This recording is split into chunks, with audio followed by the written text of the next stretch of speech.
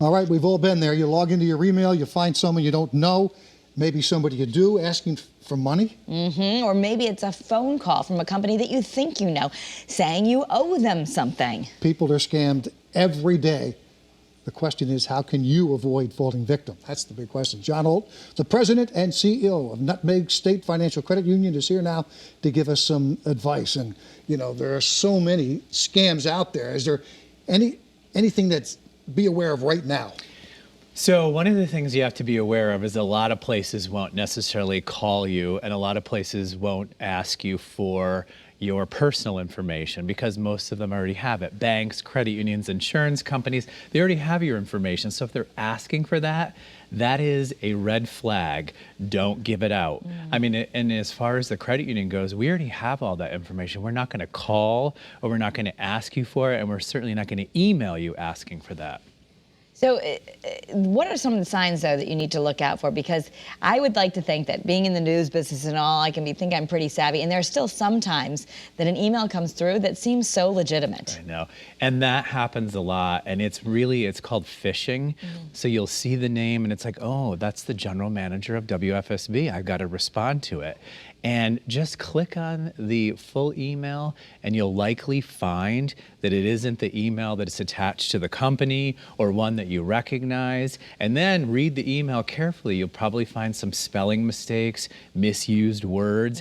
That is a red flag. Do not do anything with that. Do not click on links in an email because that can also infect your computer and create a virus. So if you don't recognize the email, or more importantly, the sender, delete it. Well, the other thing that I see a lot is they're really good at mimicking and creating a copy of what the merchant's website might look like or their logo. And you got to be really careful when you get one from, oh, I do business with this company. Yeah. They're asking me a question. And then you really have to be careful of those. Yeah, and when you see something like that and you're really unsure, it's best to call the company and say, okay, I received this email. What is going on here? Because that is all very true. A lot of them will cut and paste the logo or something in an email so it makes it look legitimate, and it's really not. So it's best if you're not sure to call the company. Don't do anything with the email. Don't respond to it. Again, don't open links, and certainly don't necessarily take any phone calls and give out your personal information, especially on a robocall, which we all get. Right. All right. So with Valentine's Day coming up, are there things that people need to be aware of within the dating apps that so many are using? So a lot of people, you know, are looking for love around the Valentine's Day, and they will go on to these websites. They will, you know, build a relationship with these people through the websites, and they will start trusting the person, and then the person starts asking for personal information, maybe even some money. Don't do it. Be careful, validate, make sure things are legitimate, because that's what people will do, and they're looking for love, especially around Valentine's Day. So they're going to want to, you know, start reaching out to the person and talking to them, but just be real careful with that. Yeah.